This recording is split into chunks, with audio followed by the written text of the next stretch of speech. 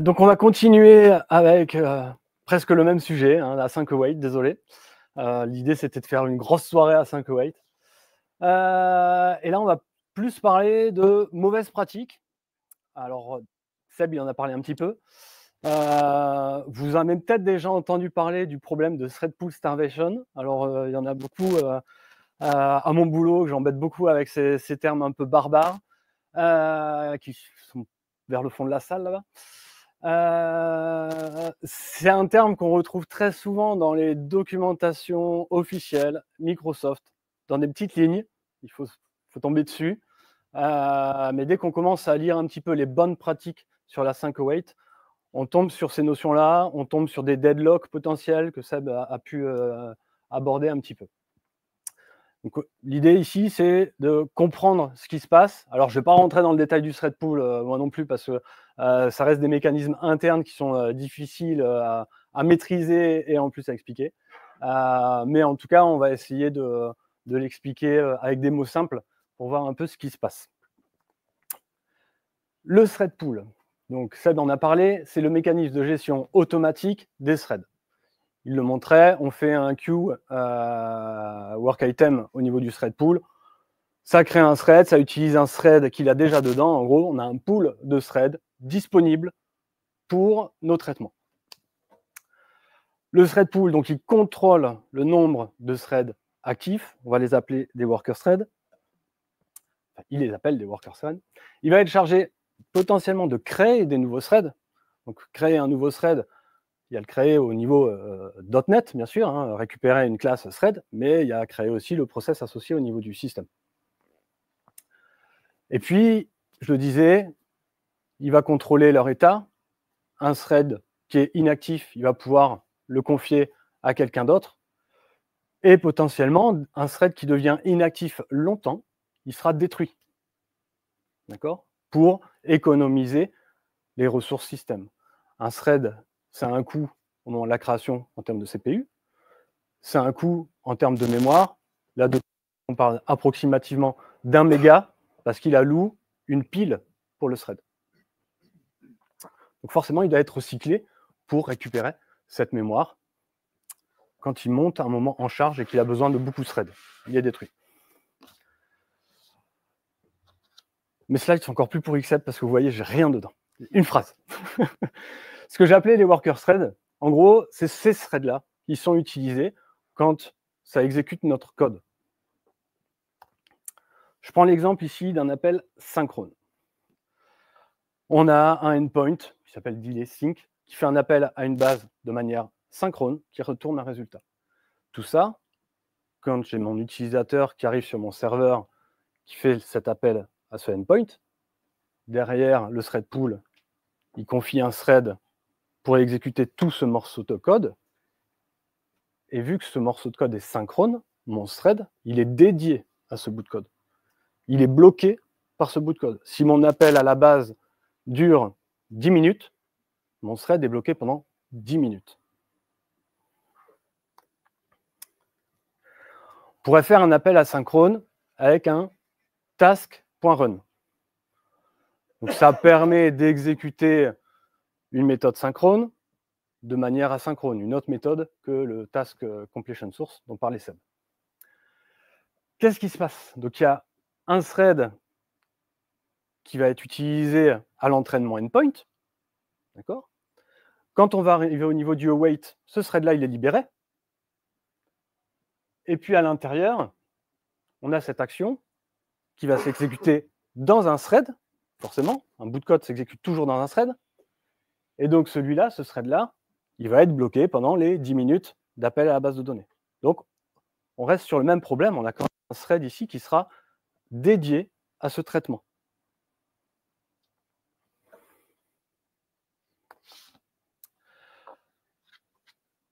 Il y a d'autres problèmes liés à l'asynchrone. Seb en a parlé, le get awaiter, get result, le point result, le point wait. On peut même faire aussi un configure await, get awaiter, get result, etc. etc. On peut faire plein de choses. C'est ce qu'on appelle, vous le trouverez dans les documentations, et c'est très documenté, il y a plein de gens qui en parlent, c'est ce qu'on appelle le problème du sync over async. D'accord ? On a une méthode asynchrone, mais on ne veut pas. On veut l'appeler en synchrone. Dans certains cas, donc dans les applications WPF ou WinForm, ça va expliquer, il y a cette notion de contexte de synchronisation. Et donc, dans ces applications-là, si vous faites un wait, vous êtes dans un deadlock. Vous avez un thread, un deuxième thread, et ils attendent de synchroniser, mais ils ne peuvent pas parce qu'ils s'attendent. Et donc là, on est dans un deadlock. Quand on est dans une application ASP.NET Core, on n'a pas ce contexte de synchronisation, donc il n'y aura pas de deadlock, mais ça sera quand même pire que de faire un appel synchrone. Il vaut mieux faire un appel synchrone que faire un appel synchrone sur un appel asynchrone.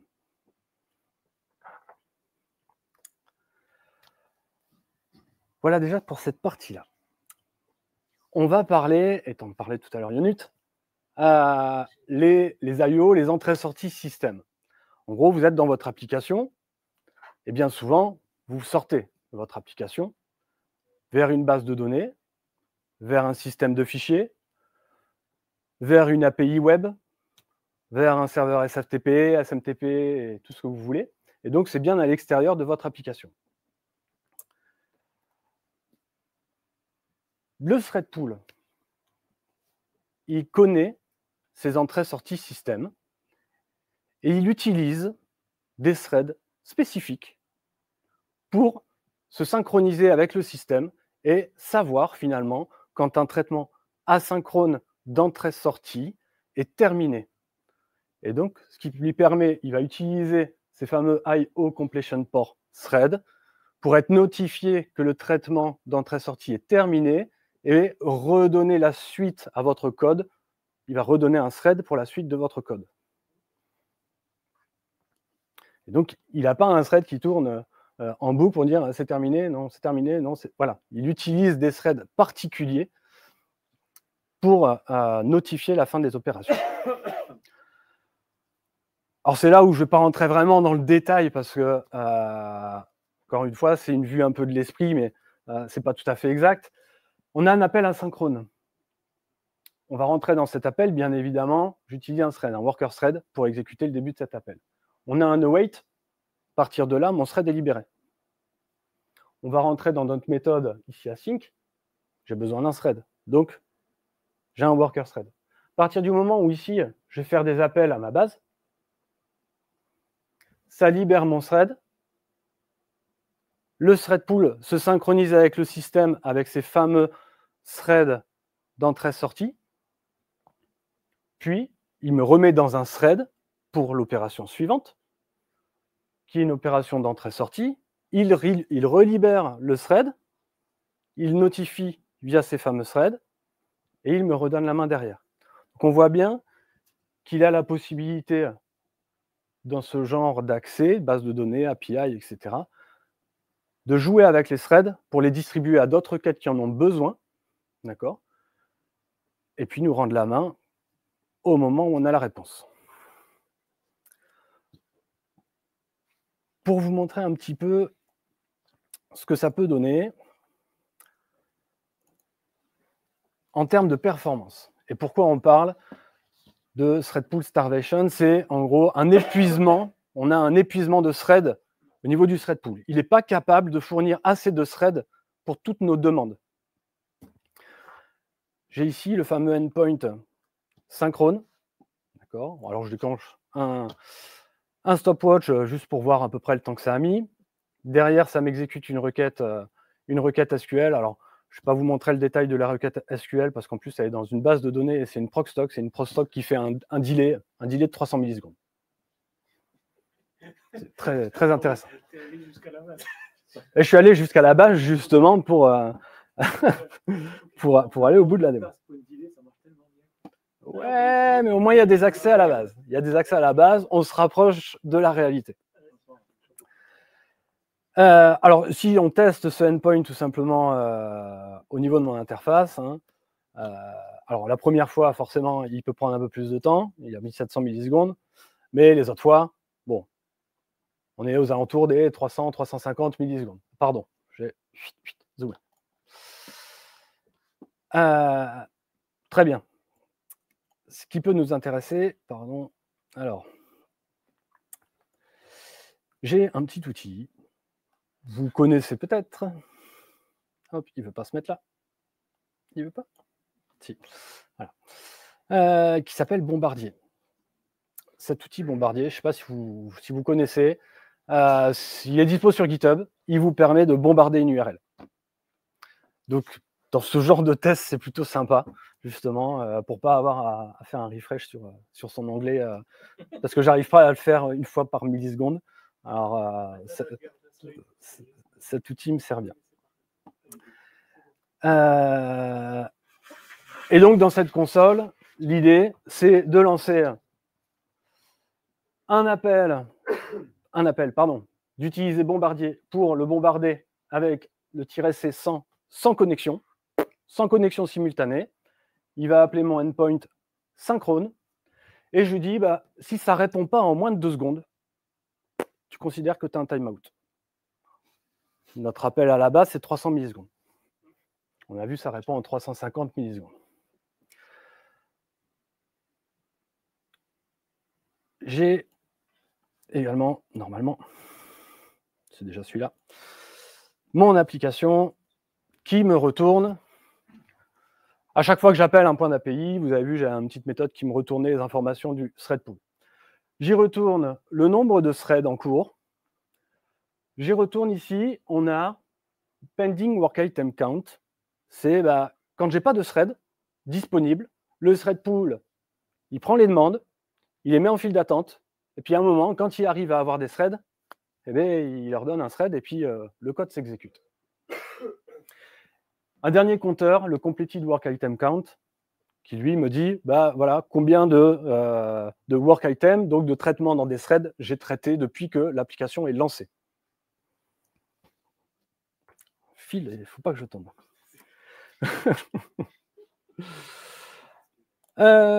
Donc allons-y. Alors lui, il va faire ça pendant 10 secondes. Alors on peut configurer aussi, hein, on peut mettre plus de temps, on peut configurer pas mal de choses.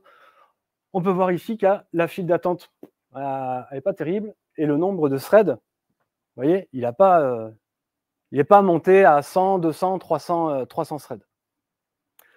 Au final, lui me dit, j'ai réussi à exécuter 18 requêtes à la seconde, ce qui est ridicule.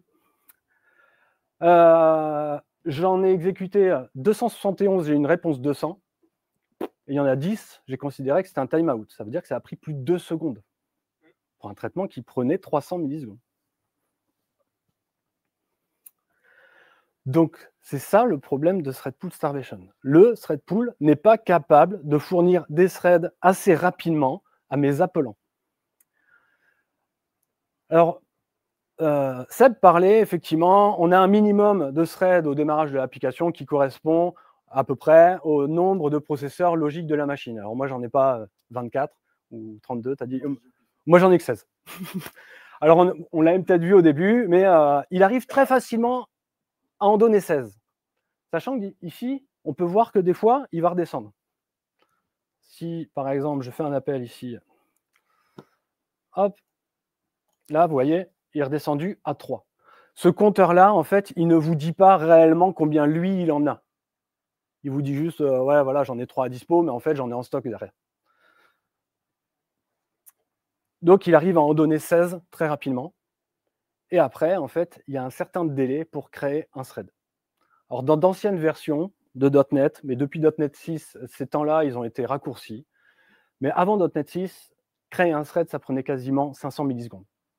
Ou 2 threads. Je ne sais plus si c'est 1 ou 2 threads, mais voilà. Une demi-seconde pour même ces 2 threads, c'est pas cher payé, quoi. Et vous n'allez pas très loin si vous avez beaucoup d'appels simultanés. Alors, on peut agir sur le minimum de threads qu'on veut au démarrage de l'application. Vous lirez dans les docs, c'est en général dans un gros encart rouge qui dit « Ne faites pas ça ». Voilà, un nouveau thread, c'est 1 méga. Donc, vous en mettez 500 au départ, déjà, votre application, elle monte à 500 mégas de mémoire sans rien faire. Sans que vous ayez encore monté de cache, sans que vous ayez toute l'artillerie lourde derrière. on va faire le même test, mais j'ai un endpoint async. Alors, on peut quand même aller regarder son code. Alors, j'en ai plein les endpoints. Voilà, le endpoint async, tout classique, comme Seb le disait, un await, un async. Alors, ici, je n'ai jamais mis dans cette démo de configure await false. Je suis dans le cadre d'une application .NET Core, ASP.NET Core. Je n'ai pas de contexte de synchronisation. Pas besoin. Quelle chance, quoi. Oh là là, comment tu t'es bien rattrapé, ouais.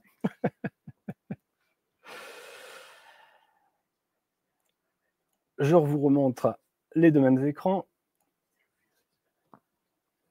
Je me suis pas trompé. Async sans connexion. 2 secondes. On est parti. Donc là, ce qu'on peut voir, on n'a quasiment jamais dans la queue. Là, il est monté à 39. Il se suffit des 39 parce que finalement, il arrive avec ses 39 threads à dire à un appel, tiens, t'en as besoin. L'autre, il lui dit, maintenant, j'appelle la base de données, donc je suis en attente. OK, je le reprends, je le file à un autre, etc. Il distribue les threads à tout le monde. Il n'a pas besoin de monter en nombre de threads. Il n'a pas d'appel en attente. Et ici, on est monté à 156 requêtes à la seconde. Il a exécuté 1700 requêtes en 10 secondes. Donc voilà pourquoi c'est très, très, très important. Et vous le lirez dans toutes les docs. Et tous les bons consultants vous le diront. Toujours faire de l'async await sur les entrées-sorties. Base de données, accès au système de fichiers, tout ce qui est API, accès à un blob storage. Voilà. À partir du moment où vous avez des méthodes asynchrones de disponibles, il faut utiliser ces méthodes asynchrones. Alors, si on est dans une application WPF utilisée par une personne, bon, à part bloquer le thread UI, il n'y aura pas de problème. Et puis, si vous le gérez bien avec le dispatcher, etc., enfin voilà, il n'y aura pas de souci. Mais dans le cadre d'applications ASP.NET Core qui peuvent être déployées dans des SaaS accessibles à des centaines ou des milliers d'utilisateurs, vous avez potentiellement un goulot d'étranglement au niveau des threads si vous n'utilisez pas l'asynchrone. .NET est maintenant optimisé exprès pour faire de l'asynchrone. Alors j'ai d'autres exemples. L'exemple, je pense qu'on peut regarder, pardon, désolé pour les scrolls, c'est le fameux task run. Je n'ai pas de méthode asynchrone, et donc je me dis, allez, j'englobe ça dans un task run, et puis c'est magique, et ça a marché. On va faire la même chose.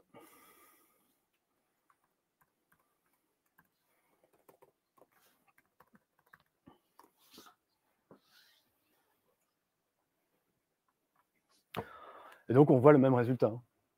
La queue qui se remplit, le nombre de threads qui n'arrivent pas à évoluer.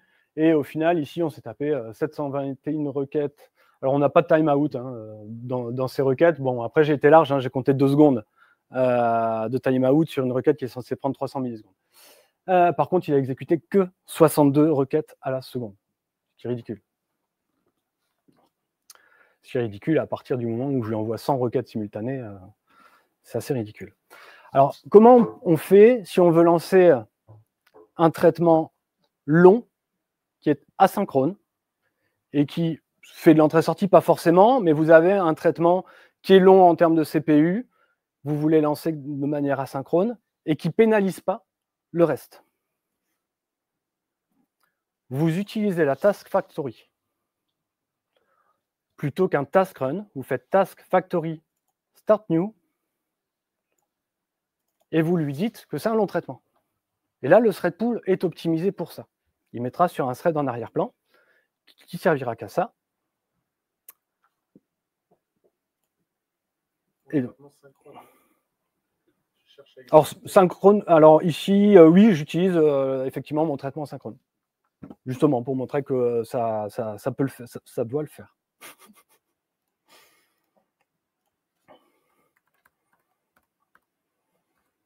Je suis où? Hop.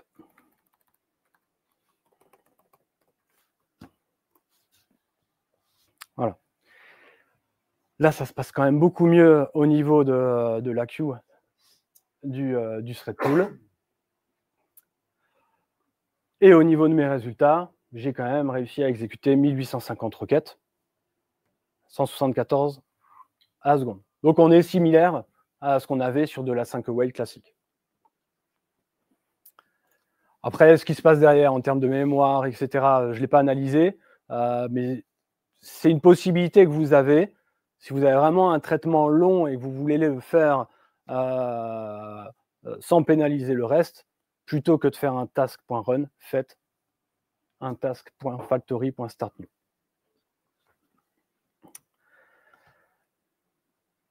On peut, ça mange pas de pain. Vous voyez ici, bon, celui-là, c'est pas la peine. Voilà. Le fameux problème du sync over async que j'ai mis au niveau de SendPoint. J'ai une méthode asynchrone, je fais un wait dessus. Donc c'est ma méthode wait. Je reprends mes deux fenêtres.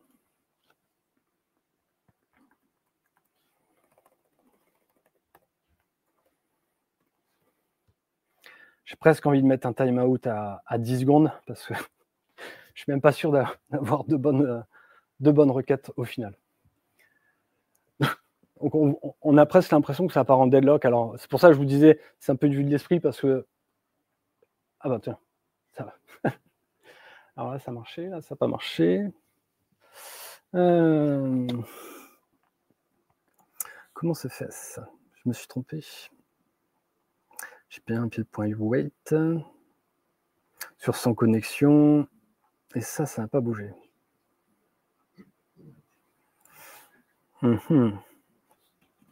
Alors je ferme, je relance mon application. C'est la même, je vous assure.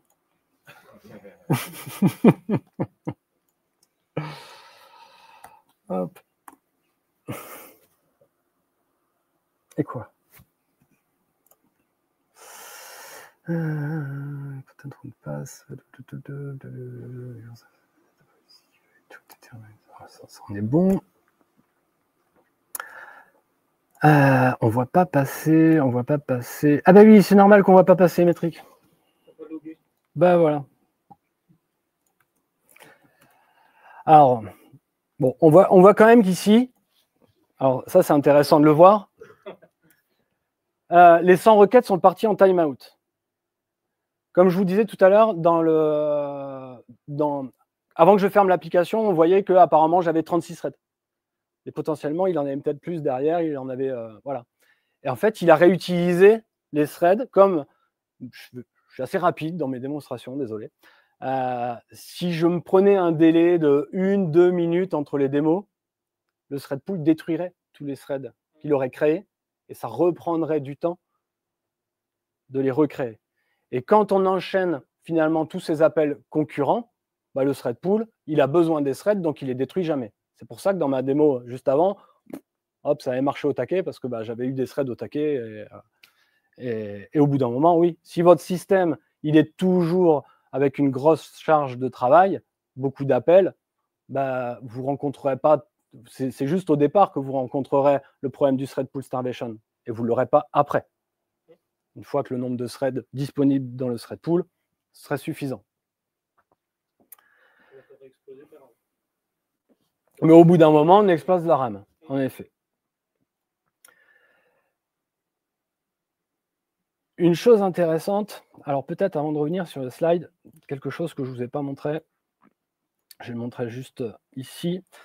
Je vais lancer mon appel synchrone.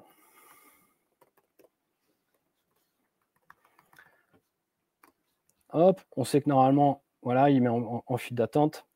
Ici, j'en exécute un. Vous voyez que ça tourne là. Ça n'a pas duré 300 000. Bon, ça a été un peu plus rapide. Ça a été un peu plus rapide. Je n'ai pas été assez vite. Je recommence. Hop, je lance mon application. Ici, d'ailleurs, on va le bombarder avec 200 connexions. Hop, j'attends une seconde. Je lance ici un appel depuis mon navigateur. Donc là, ça tourne forcément. Ça attend des threads disponibles, ça tourne, ça tourne, ça tourne. D'après vous, bon. Vous voyez le résultat affiché? Le stopwatch, il me dit, ton appel, il a duré 500 millisecondes. L'utilisateur, il a attendu 20 secondes. Ici, au niveau de la requête, alors, hop, qui s'est passé. Voilà. Pendant 10 secondes, ma requête, elle attend une réponse du serveur. Le serveur n'arrive pas à fournir un thread pour faire rentrer la requête.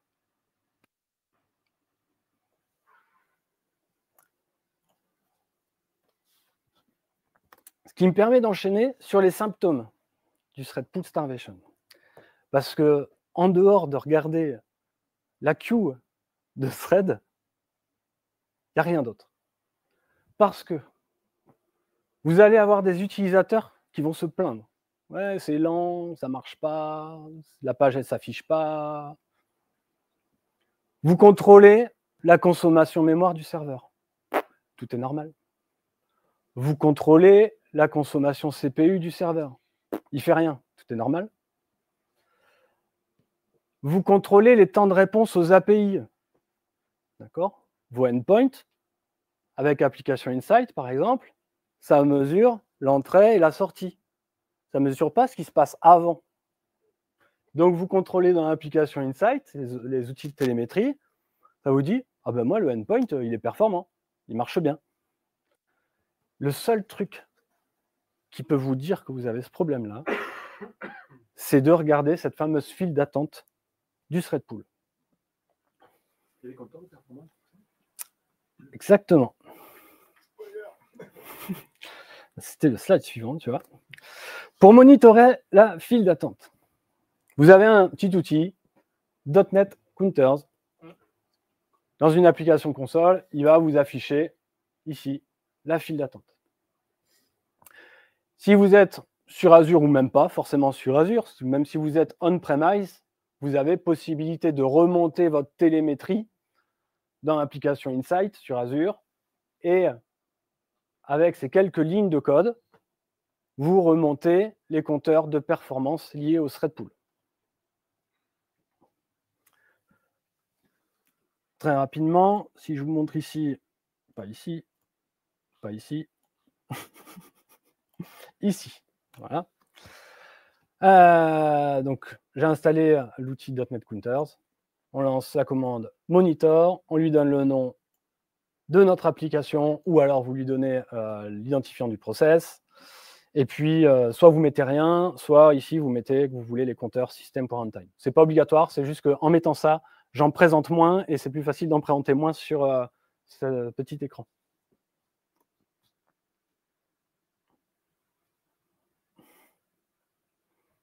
Donc, celui qui nous intéresse, il est tout en bas.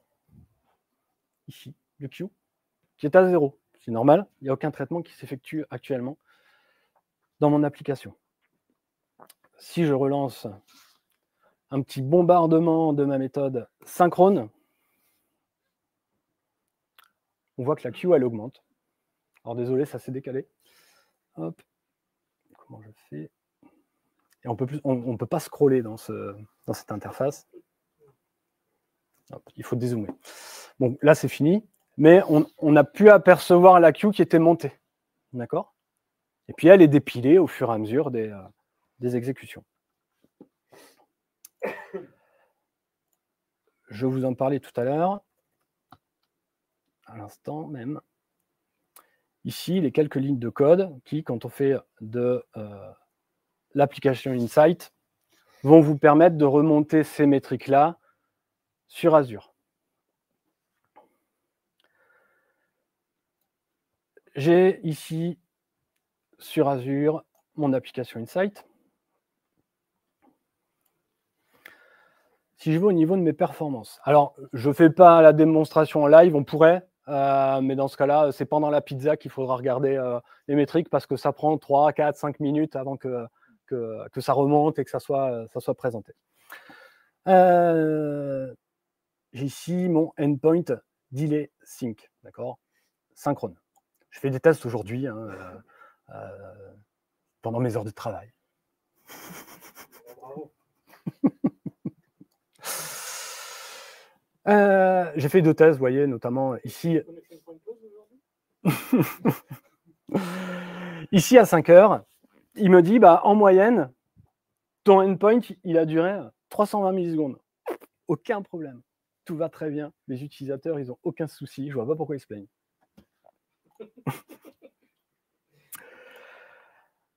Ici, à partir du moment où vous activez la remontée des compteurs de performance dans l'application Insight, il faut aller dans Metric Namespace, c'est dans un autre namespace, donc Azure Application Insight.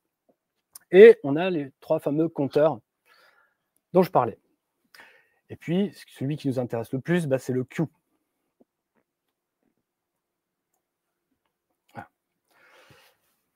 Si on regarde vers 5 heures, exactement, alors, on a eu 200 appels qui ont été mis en queue, pour lesquels les utilisateurs se sont plaints et qu'on a été incapable de l'identifier parce que Application Insight, il dit, bah non, mon endpoint, il prend 400 millisecondes.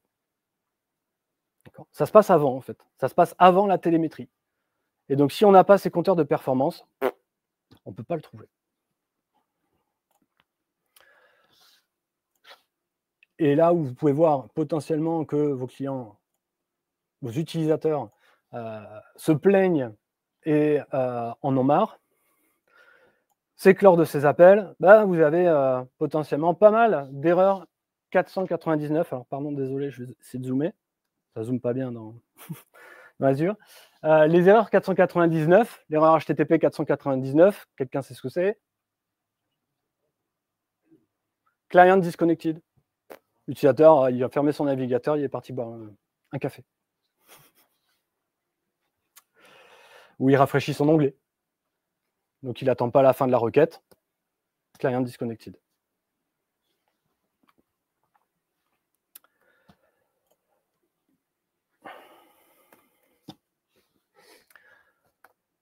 En termes de documentation, j'ai rassemblé ici quelques articles des documentations officielles qui ne parlent quasiment que de ça, de comment éviter ces problèmes d'épuisement de thread au niveau du thread pool. Éviter de bloquer des appels et donc utiliser des traitements asynchrones. Optimiser les accès à la donnée et les accès d'entrée-sortie en faisant des appels asynchrones. Utiliser, merci Seb de l'avoir présenté parce que je ne l'ai pas fait, et au moins vous savez tous ce que c'est, I-Async Enumerable, si c'est possible. Les fameuses long running tasks, d'utiliser le task factory start new. Éviter forcément les lectures et écritures synchrones sur les HTTP response, HTTP request. La même manière, je l'ai découvert récemment, mais c'est dans les documentations, finalement, quand on les lit, on a toutes les réponses. Quand on fait de la ASP.NET Core, on a un request.form qui nous permet d'accéder à chaque champ de notre formulaire. Ah, c'est génial. Eh bien, sachez que ça, derrière, ça fait un appel synchrone et qu'il est hautement recommandé dans la doc de faire un read from async pour récupérer ces valeurs de formulaire.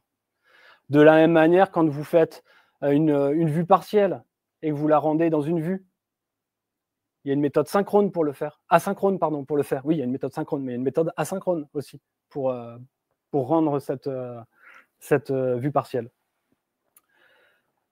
Il y a tout un article dont je me suis inspiré, hein, j'ai rien inventé, pour le debug de Threadpool Starvation, qui pointe vers un GitHub de Microsoft, avec des bouts de code pour le débugger, qui vous explique le .NET Counters, etc. Vous avez peut-être déjà lu les bonnes pratiques en termes de requêtage avec Entity Framework. Il y a tout un aspect sur la programmation asynchrone et qui parle également des problèmes de Threadpool Starvation. Donc maintenant, vous penserez à moi quand vous verrez ce terme. Et enfin, je l'avais aussi référencé, donc c'est un doublon, Seb. J'ai également référencé la doc de David Fowler, qui est effectivement extrêmement intéressante. Et c'est là aussi que j'ai découvert, je crois que c'est lui qui en parle, du Task Factory Start New plutôt que le Task Run. Voilà. Alors moi, ça a été beaucoup plus rapide. Désolé. Mais je voulais pas trop vous triturer l'esprit parce qu'il l'avait déjà fait pendant près d'1 heure et demie, 1 heure et quart.